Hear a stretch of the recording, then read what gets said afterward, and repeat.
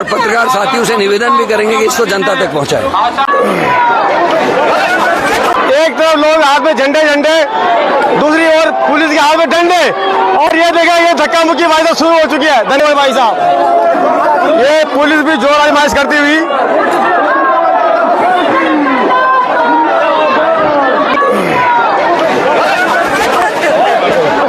देखेगा भाई साहब। ये हो गया भाई साहब धक्का मुक्की शुरू। ये देखेगा भाई साहब, जैसा मैंने कहा एक तरफ जो है हाथ में झंडा, दूसरी तरफ पुलिस का डंडा, तो ऊपर से मौसम ठंडा। अब ये गर्म होने वाला भाई साहब, देखो एक तरफ झंडे, एक तरफ पुलिस के डंडे और मौसम ठंडा। ये देखिए ये झड़प हो चुकी है भाई साहब। ये देखिएगा आप, देखते रहे भाई साहब। आखिर उत्तराखंड में क्या हो रहा है भाई साहब, ये क्या हो रहा है, ये क्या हो रहा है, ये देखेगा आप, ये देखेगा आप। ये जोर आजमाइश से शुरू हो चुकी है और ये पुलिस बल जो अब तक लाठी के सहारे खड़े थे, जो एक लाइन बना करके, वो लगता है बरसने वाले हैं।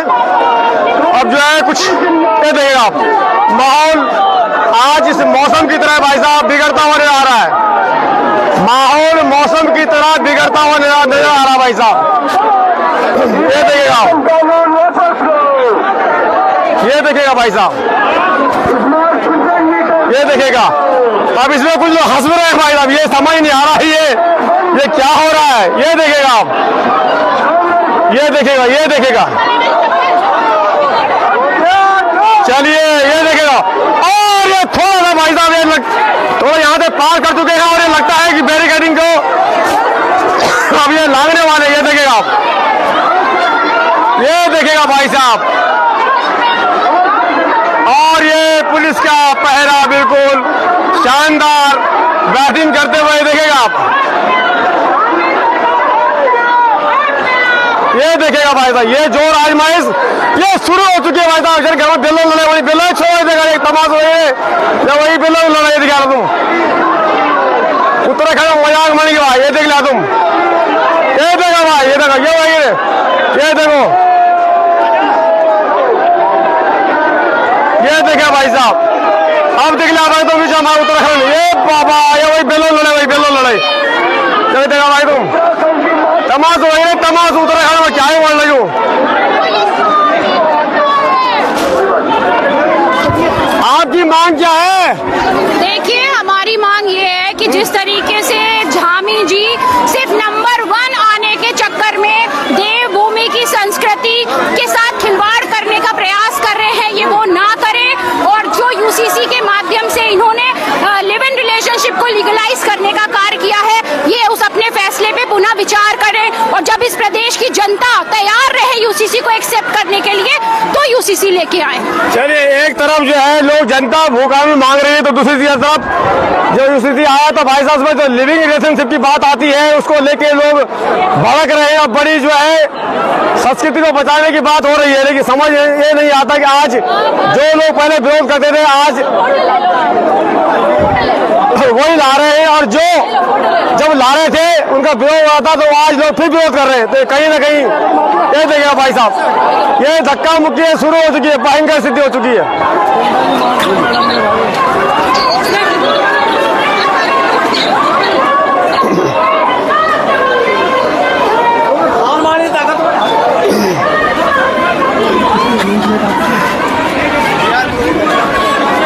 भाई जी थोड़ा सा और वो अगले फैसले करें, लेकिन हम लाखों की संख्या में फॉर्म भरवाएंगे और जनमत संग्रह करके आप तक भी पहुंचाएंगे, राष्ट्रपति जी तक भी पहुंचाएंगे, और जो भी आंकड़े आएंगे उसको हम कोर्ट से भी साझा करने का काम करेंगे। आपको क्या कहना है, पूरा महिलाओं के नाते आप उल्टा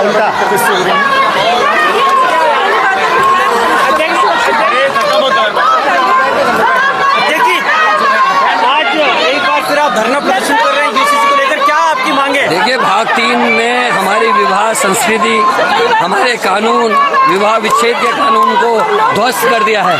कोई माँ बाप नहीं चाहते उनके बच्चे बिना शादी के शारीरिक संबंध बनाए, और ये सरकार उसकी खुली छूट दे रही है, जो अफसोसजनक है।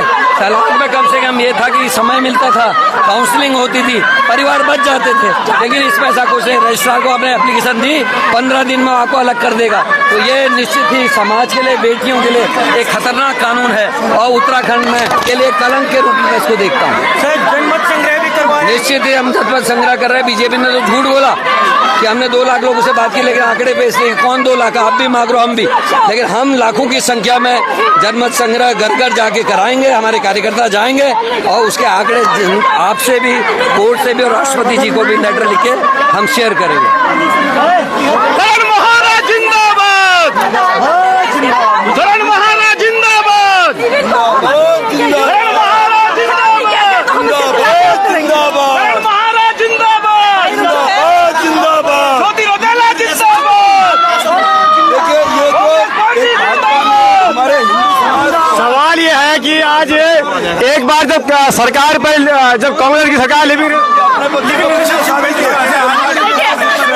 लोग हिंदू धर्म के लोग हैं, सनातन को मानने वाले लोग। उत्तराखंड देवभूमि, देवभूमि उत्तराखंड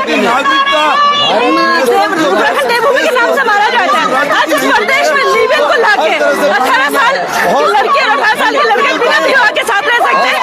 ये सरकार ने इस लॉ लीगलाइजेशन करने का काम करा। कहीं ना कहीं ये इस प्रदेश की संस्कृति सभ्यता के खिलाफ है और जो महिलाएं, जो बच्चे इसमें इन्वॉल्व होंगे उनकी सुरक्षा के खिलाफ है।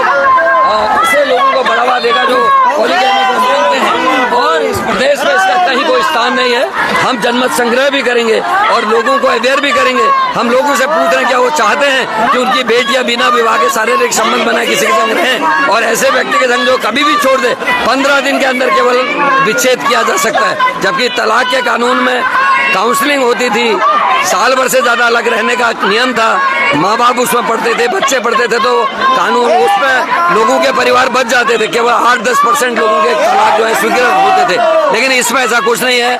6 महीने रहे, साल भर रहे, और उसके बाद विच्छेद के लिए अगर वो अप्लाई करता है 15 दिन के अंदर विवाह विच्छेद हो जाएगा, मतलब संबंध विच्छेद हो जाएगा।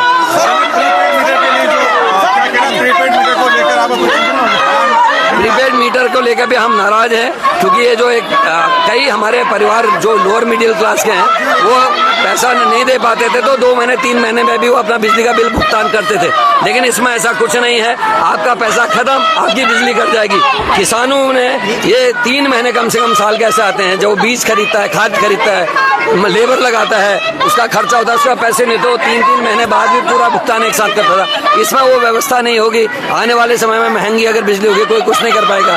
जैसे जियो ने पहले फ्री में आपकी बातचीत कराई और आप बड़े रेटों में आप बात कर रहे हो, उसी तरीके से प्री पेड मीटर जो स्मार्ट मीटर ये होंगे, और उससे लोगों का नुकसान होगा।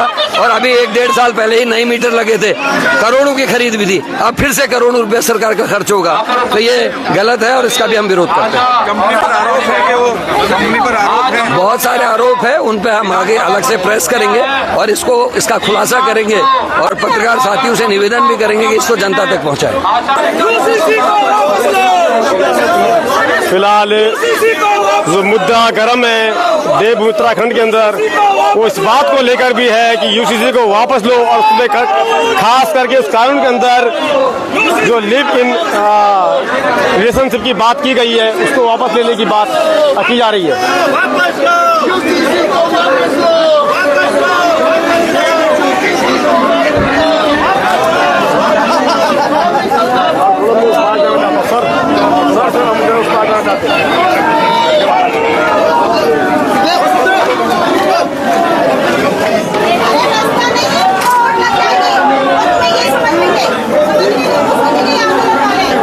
हाँ सही बात है, वहाँ यहाँ से बताओ तो।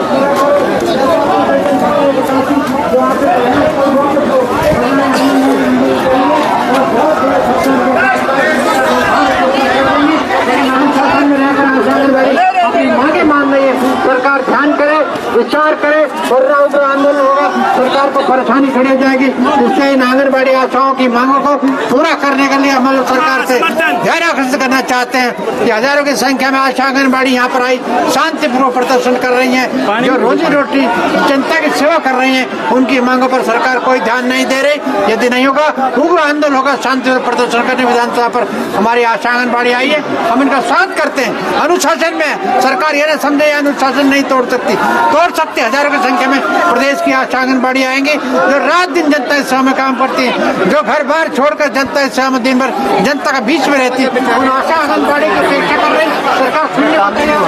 चलिए अब हम आपको कुछ आशा जो कार्यकर्ती हैं कतरी उनसे भी बात करवाएंगे कि आप लोगों का मुद्दा क्या है। नहीं है जो वास्तव में जनता की सेवा ये हमारा हाथ दुखी है। सरकार को ध्यान आकर्षित करना होगा, वरना धामी को अपनी कुर्सी छोड़नी होगी या तो बर्दाश्त नहीं किया जाएगा। बहुत कम कानूनों का उल्लंघन हो रहा, इनको जो अधिकार इनका वो अधिकार इनका मारा जा रहा है, इनके सुनने कोई तैयार नहीं है। हम फिर सरकार का ध्यान आकर्षित करेंगे। आशा आंगनबाड़ी इस प्रदेश की पहचान है, ये जनता की सेवा करते हैं, खून पसीने बरसात में भी निर्भर जनता में इनकी पहचान है। अपना मानदेय बढ़ा रहे, अपनी तनख्वाहें बढ़ा रहे, अपनी सुविधाएं बढ़ा रहे, नेता लोग क्या कर रहे हैं और जनता का जो जनता की सेवा खून पसीना बहा करके इस राज्य को आगे बढ़ा रहे हैं। करेंगे गंभीर विषय है, कर्मचारियों को पेंशन नहीं दे रहे, कर्मचारियों को मानदेय नहीं बढ़ा रहे, हाईकोर्ट में कर्मचारी को परमानेंट नहीं कर रहे, उसको भी नहीं कर रहे, हमारे पेंशन कहाँ जाकर कर्मचारी मानदेय बढ़ाओ या आशा आंगनबाड़ी जनता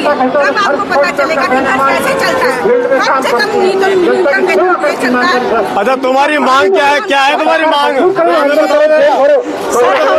सर हमारी मांग है कि हमारा न्यूनतम वेतन दिया जाए आशाओं को, और हमारा जो है एक सुनिश्चित मांग है आशाओं की न्यूनतम वेतन हो हमारा, और जो हर काम है वो आशाओं को न दिया जाए, क्योंकि फील्ड में कोई भी काम होता है वो सबसे पहले आशा को दिया जाता है। आशा को ऐसा फ्री का समझते हैं और उसमें मानदेय कुछ नहीं दिया जाता, कोई पैसा नहीं दिया जाता आशा को। जैसे आजकल भी अभी वो डॉट्स का सर्वे कराया हमसे, तो कह रहे बलगम लेके तुम जाओ, तो क्यों लेके जाए, हमें कोई पैसा मिल रहा है उसका आधा घंटे में वो देना है, तो हम कैसे पहुंचाएंगे? आधे घंटे में कोई सैंपल जा पाएगा?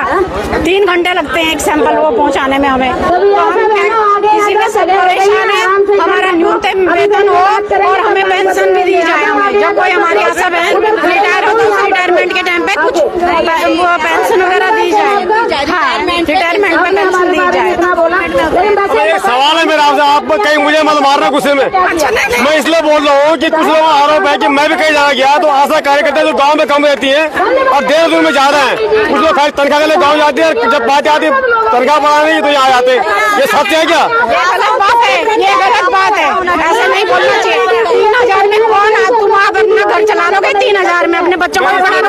मैं कहीं एक जगह गया था मोरी ब्लॉक में लिवाड़ी फुदाड़ी, वहाँ कभी जो आंगनबाड़ी लगती नहीं, आशा पता ही नहीं किसी का, ऐसे लोग क्या करना चाहेंगे आप लोग? तो हम तो आशाएं दिख रही है ना आपको, हम तो इतना काम करते हैं। कभी तो लोग गांव की तरफ से शहर की तरफ लाइन करे जब उनको कुछ मिलता नहीं है, क्या करें? आशाएं बेचारी पहाड़ वाली कितने दूर दराज उसमें काम करती है, लेकिन उनको कुछ नहीं मिला।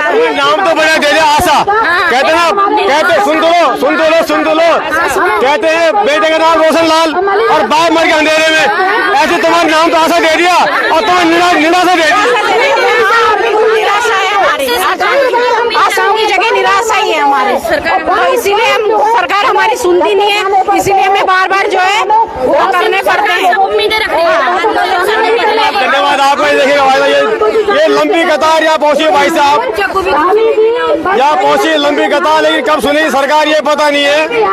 ये देखिएगा आप, और ये इनकी ड्रेस आप लोग ड्रेस बड़ी बढ़िया देगी सरकार ने ड्रेस बढ़िया दे, कलर मैंने रंग दे पसंद चोला दे देगा भाई साहब, गुलाबी को बना दिया, मगर निराश देकर रखा हो, निराश एकदम। ये देखेगा आप, ये देखेगा जोर से नारा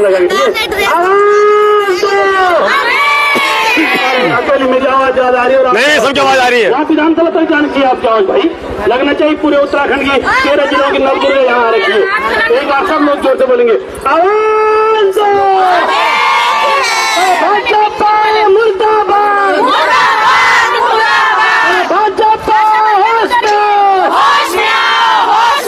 तानाशाही नहीं चलेगी, गुंडागर्दी नहीं चलेगी, आशा बहनों का सम्मान करो, देवभूमि की बेटियों का सम्मान करो,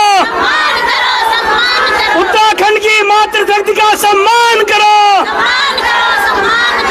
सम्मानित बहनों, बहुत महत्वपूर्ण विषय पर आप सब लोग आज यहाँ पर आ रखिए।